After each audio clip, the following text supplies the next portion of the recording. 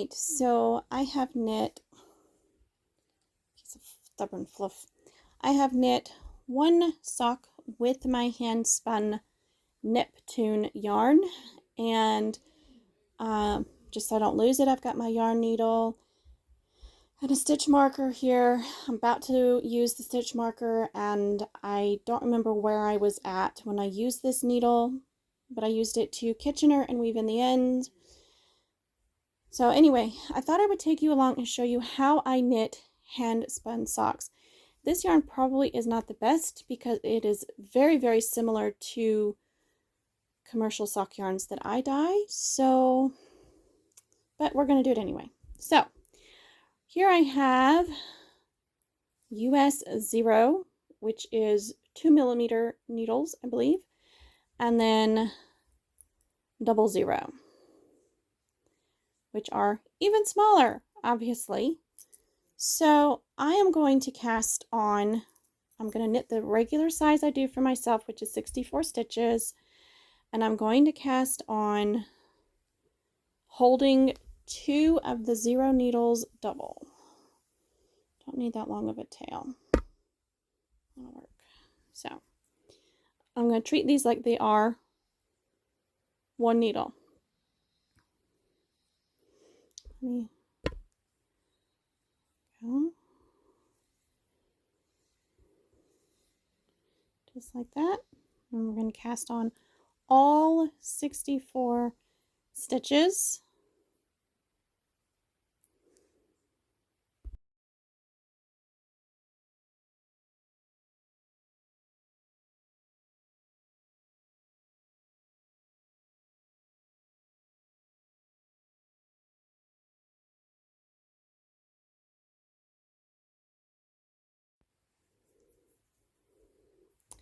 So how I do this is I have the tail closer to my body here, and the other one next to it, and I just grab them both with my pinky, and then I stick my thumb and finger in between and make a triangle. It's just a standard long tail cast on, where you go under the front loop over the thumb, over what goes around the finger, and pull that through the loop around your thumb, and then tighten it up. Right. Okay. Now we pull out one needle, and it's actually easier to keep these needles on here. So I'm going to put 16 on this needle.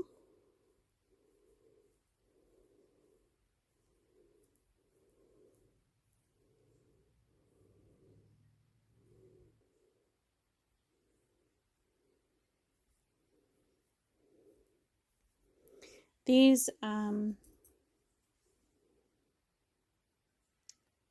forget what these are called. Zingers? Knitter's Pride Zing needles are not as slippery as the other ones. And so that's why I have them here.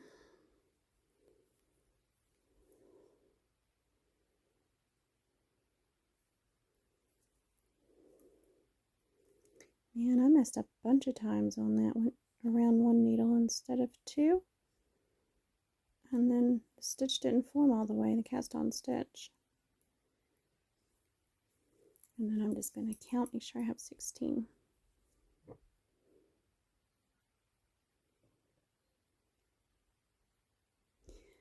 Yep.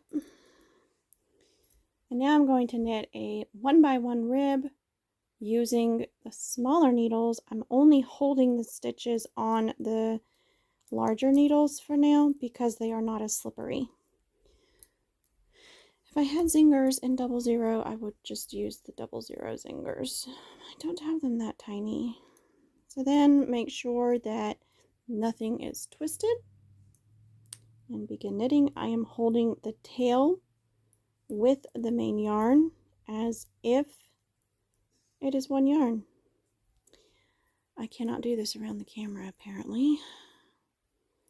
Knit one, pull it nice and tight, purl one, knit one, purl one, and I'm going to go all the way down this needle maybe the next one, holding the 2 yarns.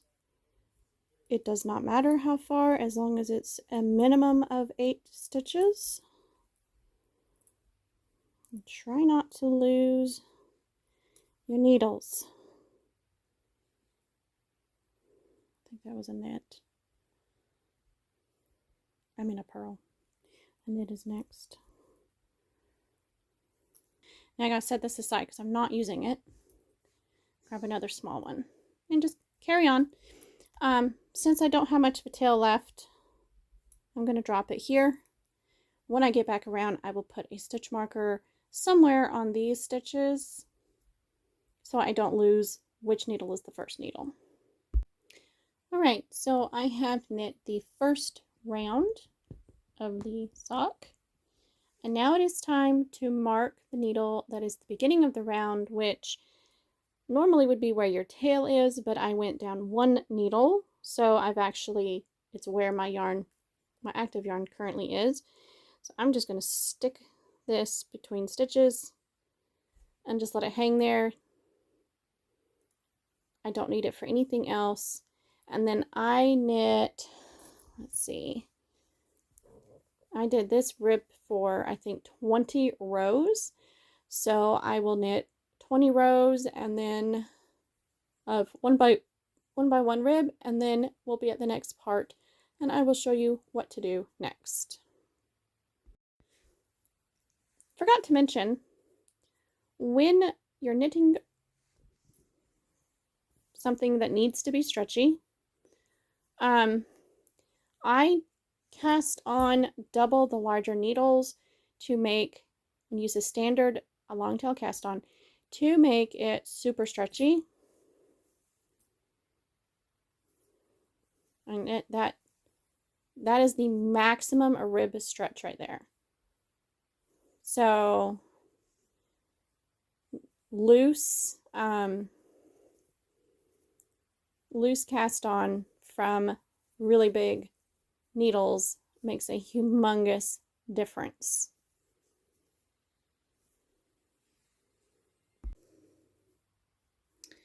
All right, so we have completed the ribbing, and I have my stitch marker marking the first needle.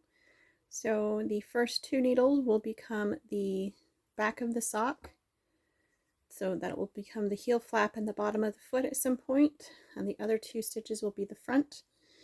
So for now,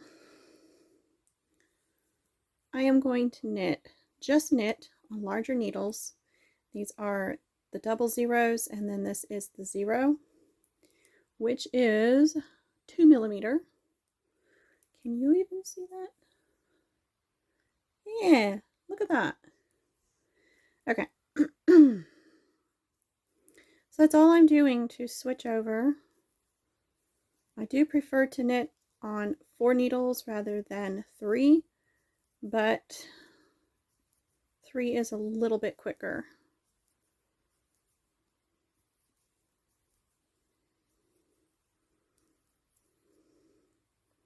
It's just feels weird to go from 4 to 3 when your fabric is a little dense.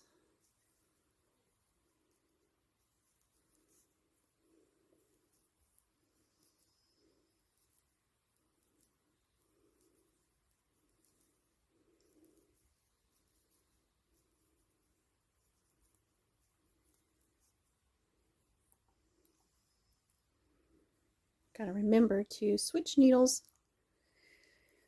Otherwise, you'll end up with some of your stitches really tiny and some of them the size you want. So, I don't remember if I explained this or not, but the reason I knit my tail in with my main yarn is so that later, when I get to the end of the sock, I only have to weave in the tail at the toe, where I Kitchener the toe closed. And then I just, since the yarn's already on a needle, I only have to thread the needle once, and then I can cut both ends off because this one is already woven in, so I don't have to worry about it.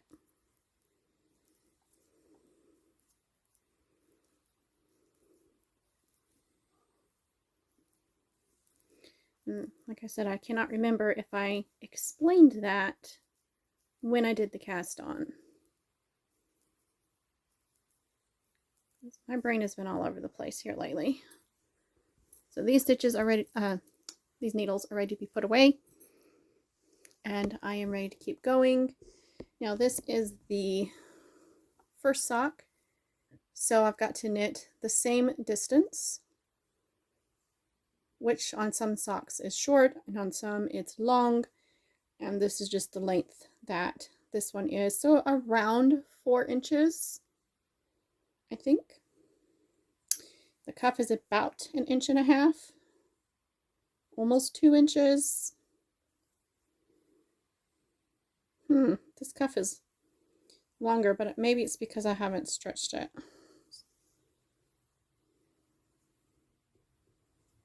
Significantly longer, look at that. I don't know. I don't know what I did different. Maybe I knitted the looser tension. That's probably what I did. Oh well, I don't care. I'm just going to keep going. And so I will knit, just keep knitting around and around and around until I'm ready to start the heel flap. And then I will be back for that. And I don't even need the stitch marker because the back of my foot, the beginning of round, is on 1 needle. Half the stitches are on 1 needle instead of on 2. But I'm still going to keep that there because I may switch back to having it on 2 needles, as this is a little awkward for me. So anyway, I'm going to knit away and I will be back for the heel flap. Okay, so we have finished the leg of the sock, just stockinette, 64 stitches on US 0 needles or 2mm, and we're going to stick with these the size through the rest of the sock. But now we're going to do the standard heel flap with the reinforced heel, which is where you have these lines of slip stitches. There is an Eye of Partridge heel where you alternate the slip stitches, and I honestly don't care for that one as much, so we're doing this one. So I always do my heel at the beginning of my row, which this stitch marker is actually marking where I had been and checked to see how many rows I needed to do. So it's on the correct needle, but now we're going to end up with, so I put all the stitches evenly divided on 4 needles, and now we're going to go down to 3.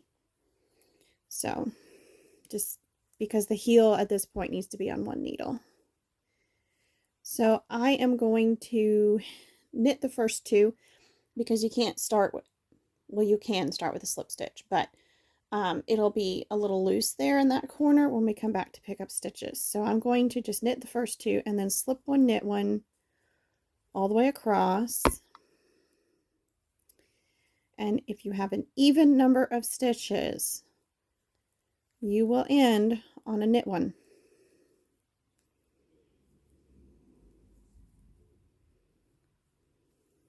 Now I don't need that needle.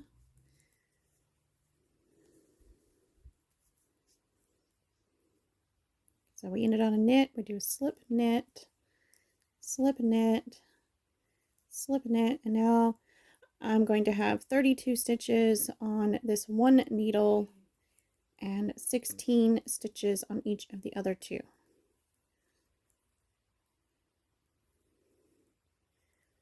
Which is fine.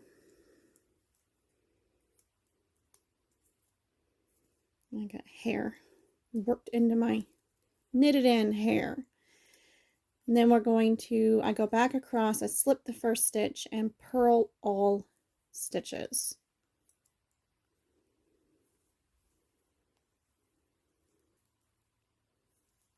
If I can get the purls to work right, I have my yarn not tensioned correctly. So when I hold my yarn, I go under with, I put my finger under the yarn, my ring finger and my first finger. So it goes in and out of my fingers.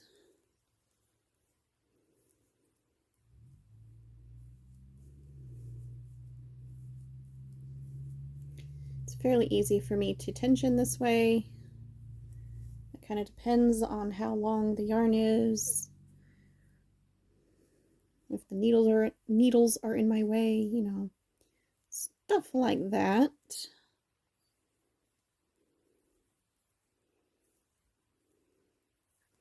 Make sure the yarn's not around anything it shouldn't be. Okay, then we're going to go back. We're going to do the slip one, knit one again. And this time we did slip the first stitch.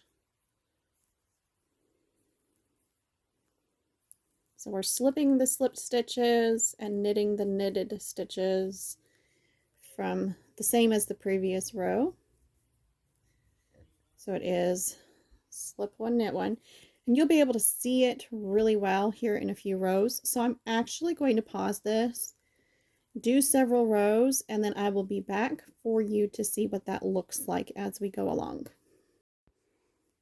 Okay, I'm starting to get annoyed. These needles just keep getting in my way, so I am going to use the extra needle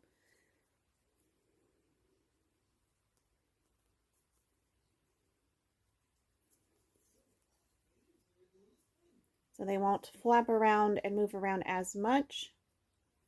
I'm just using that extra needle to hold that part of the sock straight. Then I can keep going and there'll be a little less fighting the needles. At this point, you should easily be able to see which stitches were slipped previously. They will be bigger than the stitches next to it.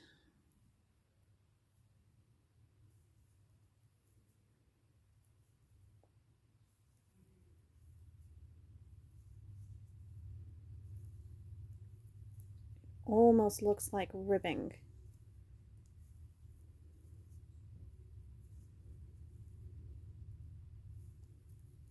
Got to remember that you're slipping the big stitches and knitting the little stitches.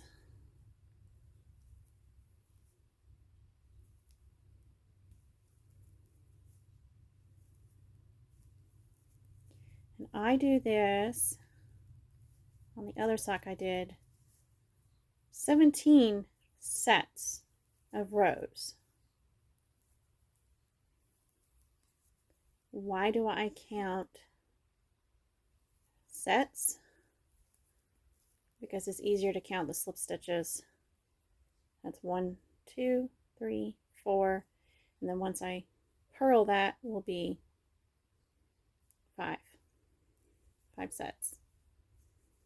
I don't count the in-between because that would be 1, 2, 3, 4, 5, 6, 7, 8, 9, 10.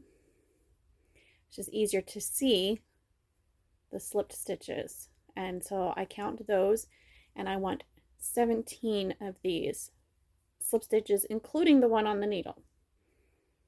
And then we will work on the heel turn.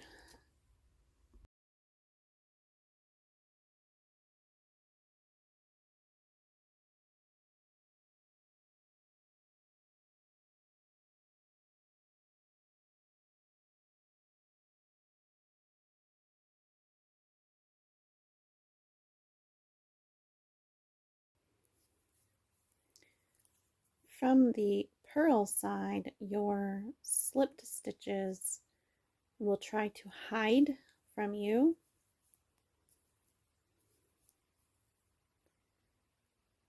Trying to keep my yarn out of your way.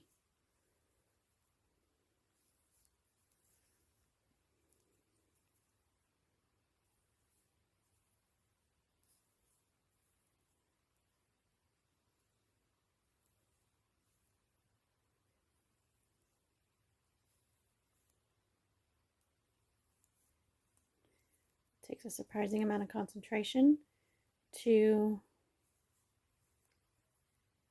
do this through the camera screens. I'm actually looking at my phone to do this instead of looking at what I'm doing, and for some reason that makes it very, very difficult. You know, changes up your hand-eye coordination a little bit.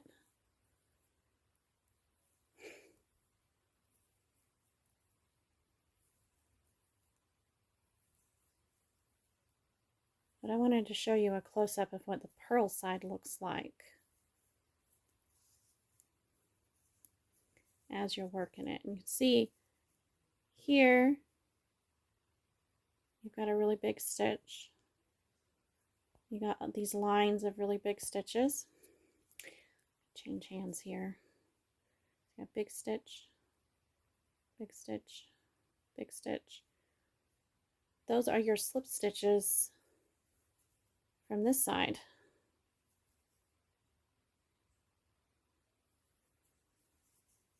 Sometimes, to help me out, I will put my stitch marker on the very first slip stitch row. That way I know that is row 1.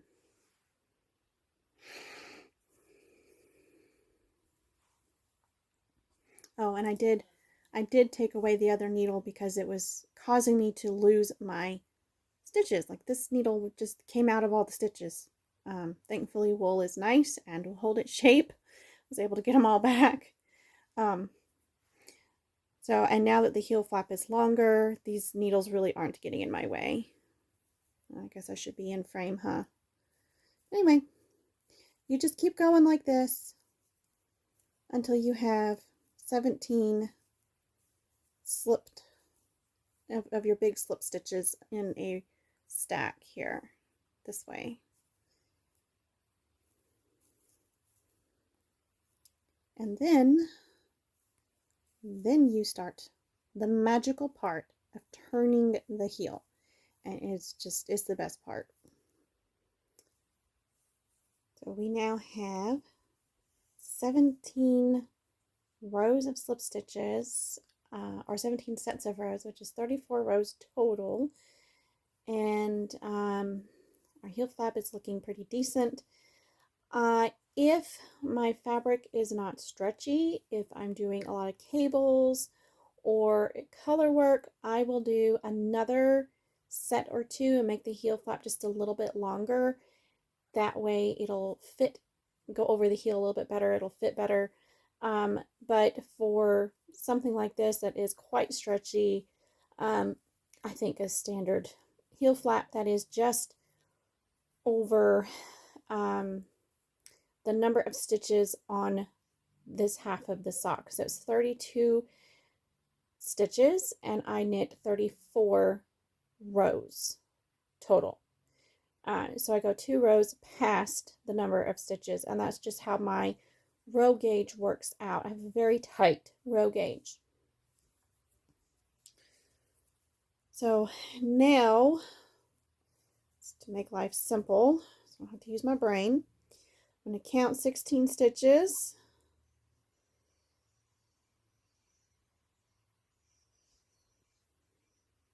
And set my marker.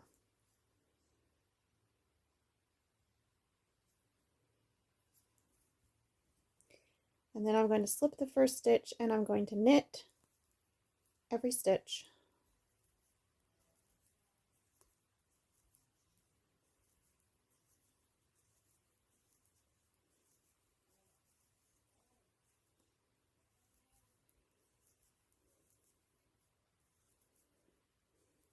To the marker and slip the marker and knit 2 stitches past it.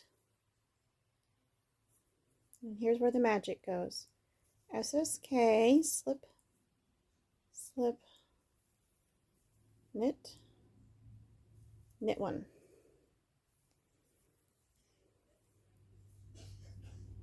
Slip 1 and purl back across to your marker, slip marker, purl 2 stitches,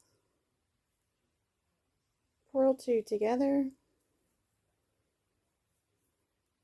purl 1, and turn. Now after this, you don't really need the marker, but I'm going to leave it there because I'm going to need it later, and otherwise I'll just have to put it back.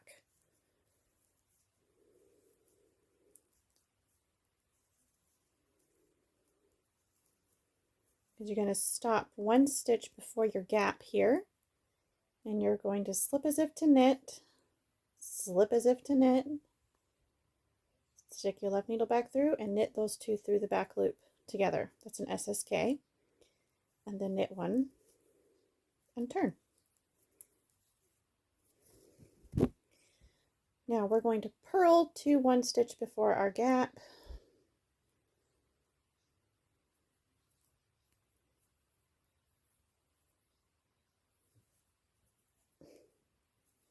Sometimes grabbing that first stitch is a pain.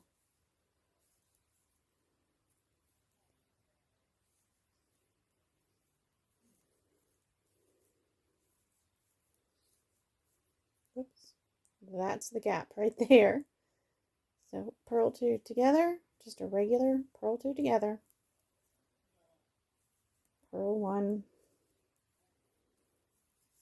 and turn. And you're going to keep doing this until you have no more stitches. So I will show you the very last set of rows.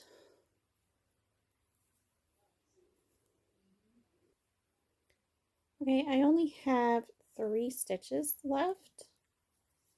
So that's going to make things a little interesting. I'll show you what I do. Sometimes I end up with a knit one at the end, and sometimes it's a knit two together. This one's going to be a knit two together. So I'm going to scoot my way back across the row as fast as I can get there. This is actual speed here. This is how I usually purl. Purl two together, purl one, and you can see I still have a stitch left. And that's fine. We will just do one more row.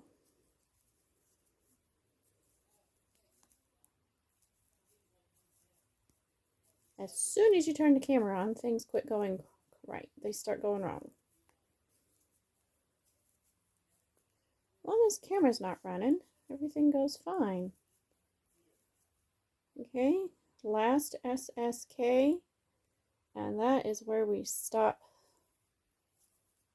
Wow, technically we have to purl back across first and then we can stop. But look at the nice shape here.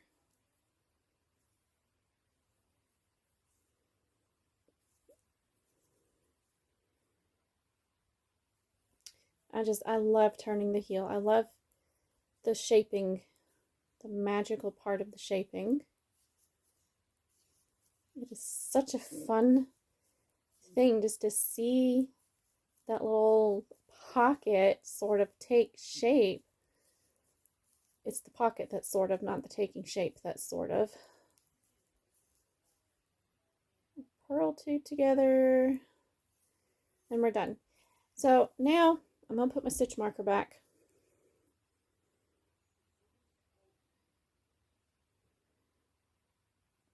I have currently 18 stitches. Is that right?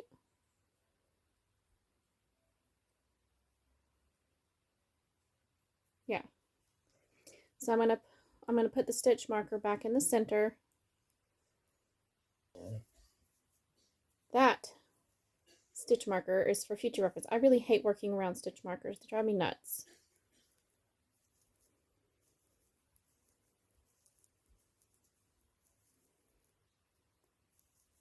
I always have a little gap around the stitch marker.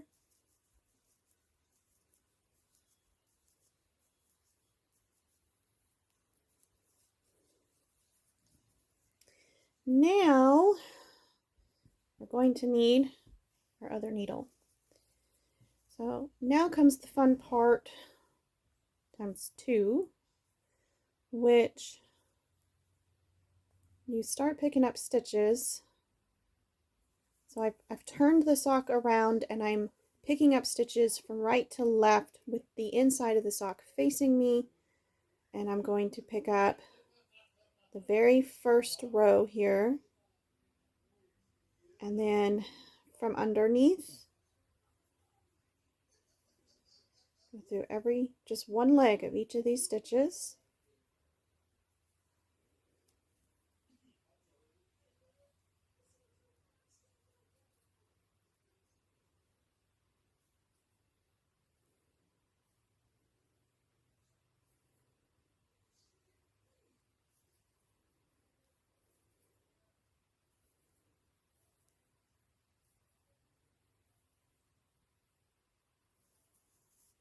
Right now I have 18 stitches on my needle. I'm going to pick up more than that because I'm going to fill in the gap here.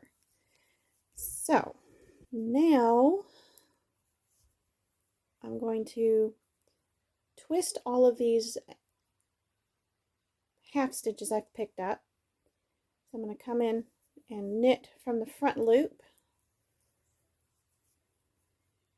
You can see the back loop and the front loop. Just knit each stitch through the front loop.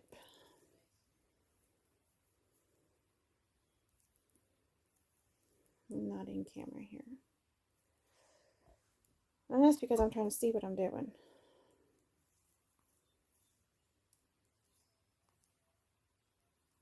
I wasn't in frame. I gotta get my terminology right.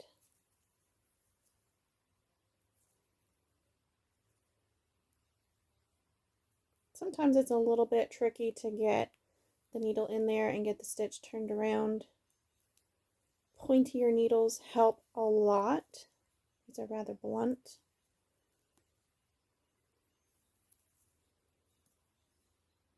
Make sure you get the whole stitch and not part of it.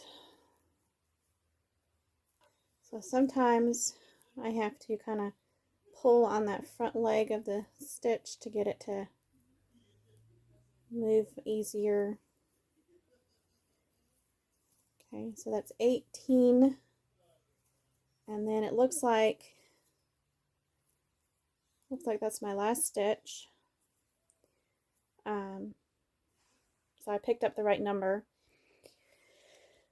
because I had 18 slip stitches along the edge here. So I got 18 stitches, and then I'm picking up the yarn that goes between stitches here, and I'm going to twist that and knit it, and that gives me 19 stitches. And that does close that gap, even if it doesn't look like it at the moment. Okay, then we're going to knit across the front. If I put the camera in the right spot, I will be able to do this comfortably. The problem is that I moved the camera, so I could time lapse from a slightly different angle, and yeah, that was a mistake. Okay, now we are ready to pick up and knit the rest, pick up the rest of our stitches here. Again, we're just going to pick up 1/2 of our stitch. See, that is a whole stitch. And we're only going to pick up one leg of the stitch, so that there's no wrinkle on the inside of the sock. You can see there's just a line of purls. There's no line. It's not going to bother a sensitive foot. So on this one, we're going to skip this right here. We can always pick that up when we get there if we need to. So I'm going to go into the second one from the needle. I'm going in from the top to the bottom, picking up every single stitch, just the one leg.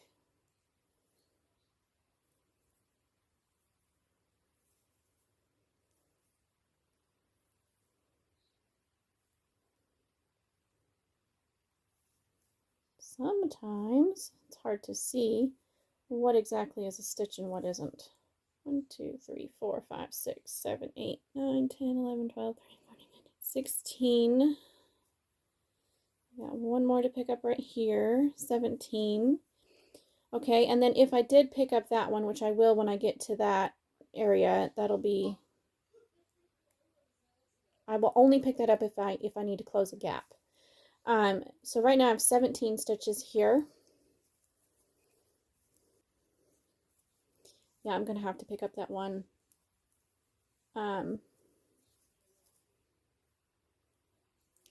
So because it's always difficult to get the gap to close on this side, let's pretend that's number 19. I'm going to skip a row, go a row down, and pick up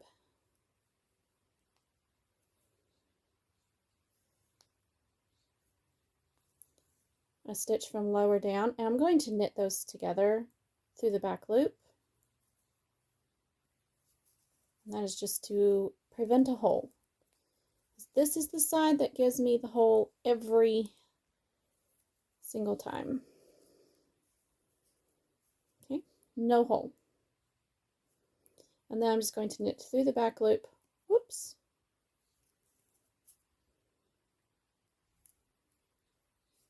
Okay, I need another needle.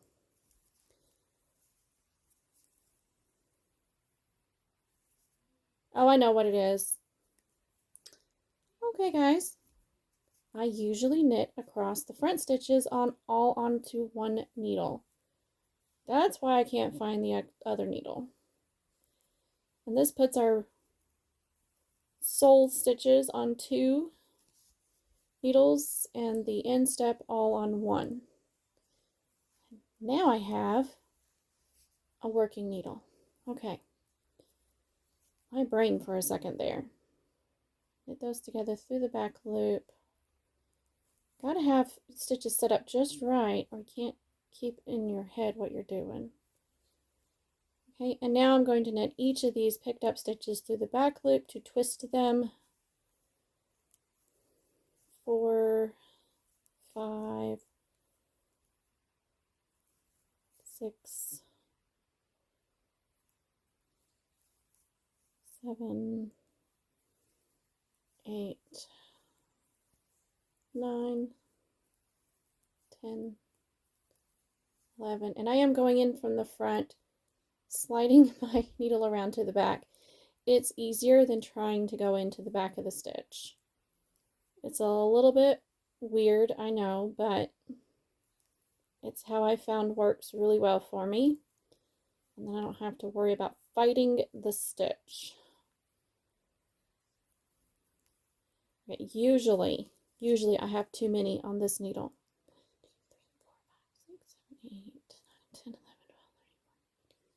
18. So I do have to pick up one more, which is going to be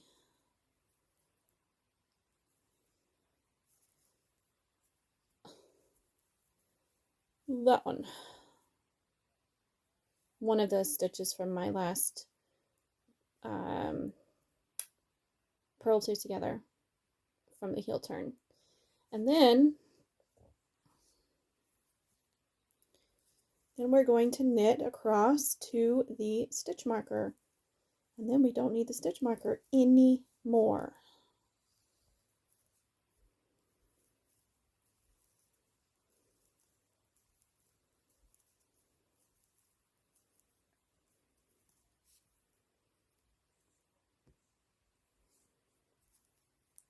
And at this point, you could just slide these stitches onto your next needle, or like I'm doing, just knit across them with the fresh needle.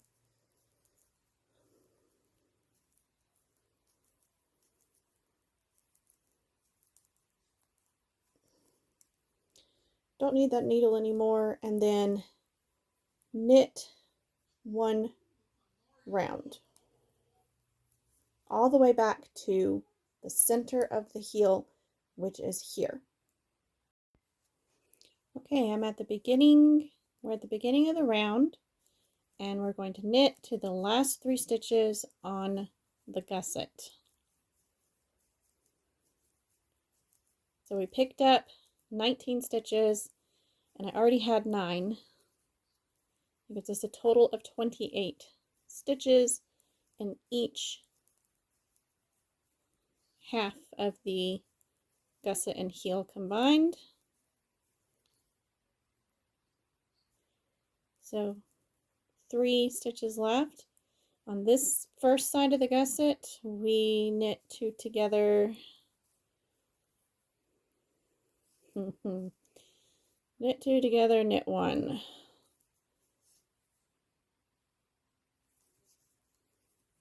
Okay, so I knit across the front of the sock in step stitches, and you're going to knit one of the second gusset, SSK. Make sure to pull that kind of tight so you don't have a gap between your needles. And then knit all the way around, knit to the end of the row, and then one more row. So you do these decreases every other round.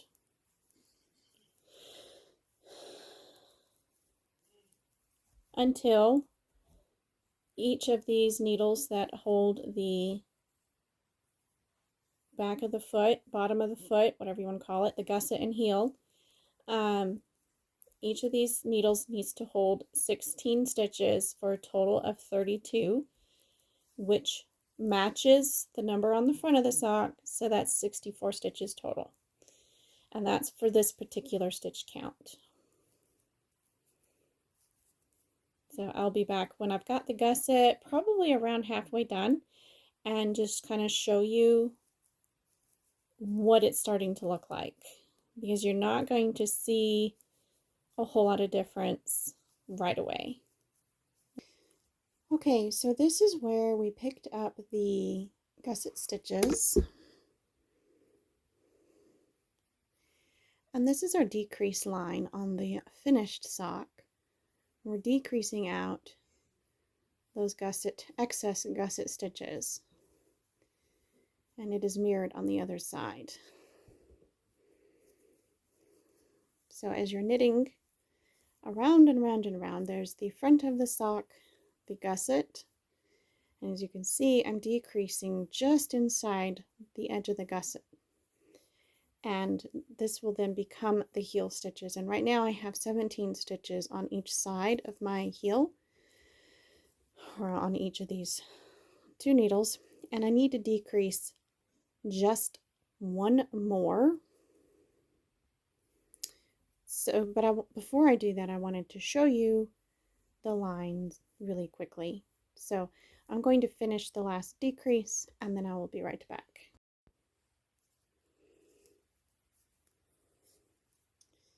Okay, so I now have 16 stitches here and 16 stitches here, which is 32 stitches, which matches the 32 stitches I have on the front of my sock. And I know other people do things a little differently, but I like to knit my sock with the heel on half of the stitches, or the bottom of the sock on half of the stitches. That's just how I prefer to do it. So now I'm just going to knit plain stockinette until the sock, when I try it on, reaches this little groove where the toe bends underneath. So just above the big bone here. And then the decreases will take up the rest of the space. So however much space that needs to be for you, I just use my foot to gauge, and I've made so many socks I know where the sock needs to be resting, or where my needles need to be resting when I try on the sock before I start my decreases. So I'm going to knit the rest of the foot, and then we will be back to show you where I'm going to start the decreases and all of that. Okay, so I've got it on, and it is actually, if I unroll the needles, it is like one row away from where I need to stop. If I want my sock extra tight, like the other one, I would stop right here, but I think I'm going to go one more round and then I will start the decreases. I have fairly short toes, so yeah.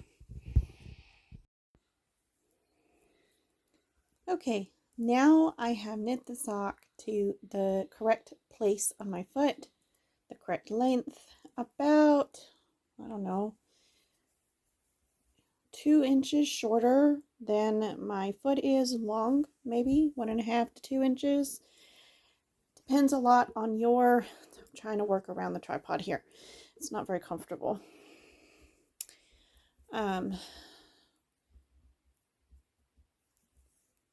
You've got to figure out how long your toe decreases are going to take up, how much row height, and then measure that much off the length of your foot. I don't know what I'm trying to say. Measure your foot, measure your gauge, figure out how many rows it is going to take to do your toe decreases, times your row gauge. Divided by row gauge, whatever. Okay, so on the first, now I am working on the bottom of the sock because that's the beginning of my round. So I did a knit one, SSK, knit, and I have my needles, my stitches on 4 needles again to sort of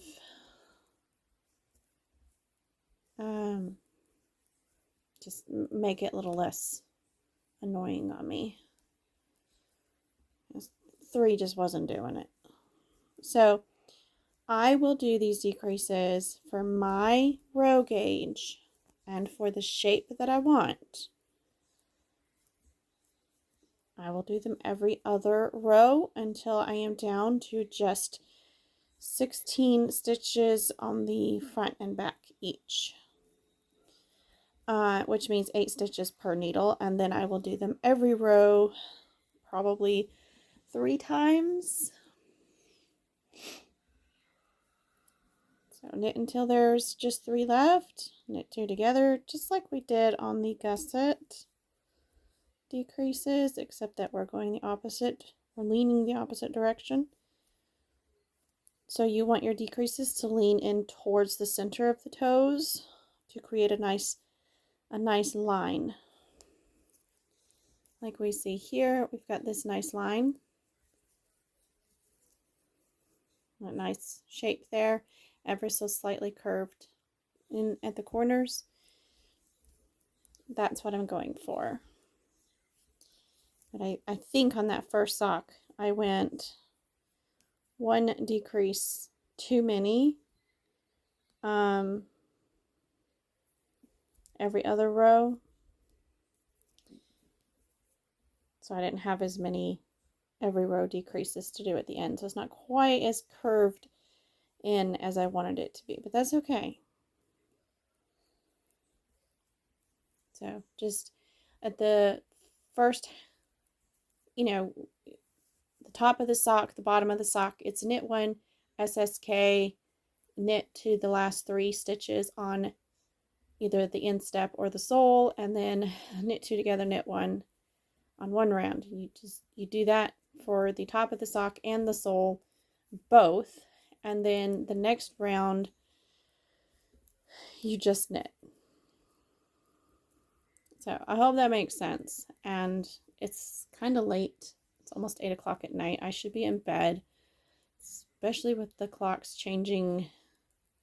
See, today's Tuesday. The clocks change to daylight savings time on Sunday. Yeah, I should not be doing this late. But it was time to film, so yes, this is where I need to do my decrease. Since I'm talking, I'm not sure if I'm doing things right. I'm trying to stay in camera while hugging tripod.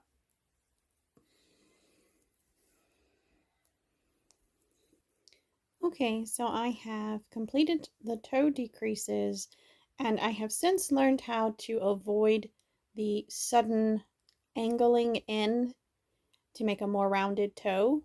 So I'm going to change how I do my sock toes in the future. I do round the very tip, but it's kind of hard to see when it just looks like a wedge. So anyway, I'm going to change how I do this to make a more rounded toe. In the meantime, it is time to do the Kitchener, which you could do a 3-needle bind off with the sock wrong side out. I've done that a lot, but I really like how neat the Kitchener stitch is. So We're going to start with, and you could put all of these stitches from these 2 needles onto 1 needle, but I'm not going to. So what I'm going to do is I'm just going to knit the first 2 off together as if it was 1 stitch and then purl on. So that's how I start, and that prevents little wings get off the needle. And then I will purl off the first 2 and knit on the 3rd. That way I'm doing one last decrease and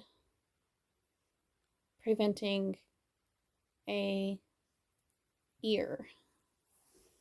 And then it's a very simple purl off, knit on the back. Okay, you start with a knit off, purl on the front. And you do a purl off, knit on the back. And then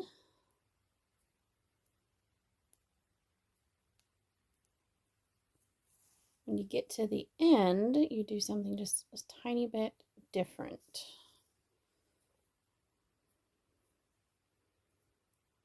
Okay, I did not mean to remove that yet. So I have to remember to come in and purl that one that I took my needle out of a little prematurely.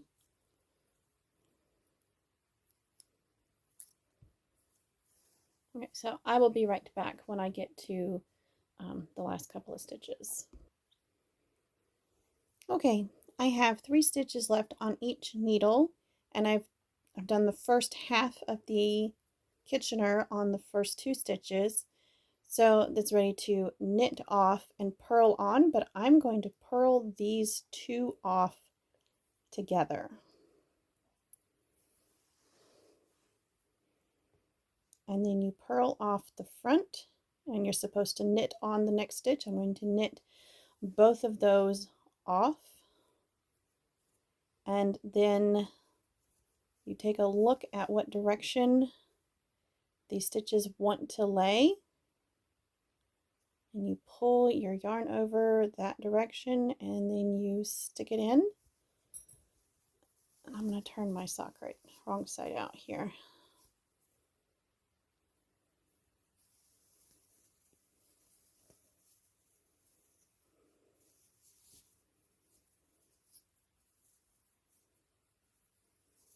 And then a nice good tug so that it is held tightly.